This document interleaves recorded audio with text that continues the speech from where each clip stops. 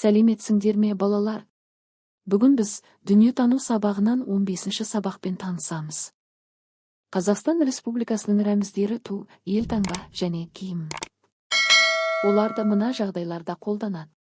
1. Мектепте және мерекелік шараларда туды көтеріп киімін айтады. 2. Мемлекеттік мекемелерде ғимараттарда ту мен елтаңба тұрады. 3. Халықаралық жарыстарда спортшылар жеңсе, біздің туды көтеріп, киімін орындап құрметтейді. 4.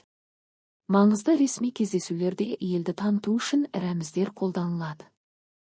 Рәміздер біздің елімізді дүние жүзіне танытып, Қазақстанның тәуелсіз ел екенін көрсетеді, халқымыздың тарихы мен мәдениетін бейнелейді. Өз елімнің киімін естігенде мен мақтаныш сезімін, қуаныш пен бақытты сеземін. Елдігімізді, туған жерімізді жақсы көргенімді түсінемін. Иә, дұрыс.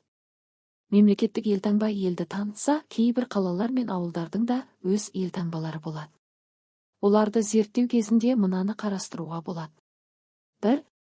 Қаланың тарихы мен ерекшелігі елтаңбада сол қалаға тән символдар болуы мүмкін. Мысалы, көпір, өзен, таулар, тарихи ғимараттар. 2. Табиғаты мен мәдениеті елтаңбада гүлдер, жануарлар, дәстүрлі ою-өрнектер көрсетілуі мүмкін.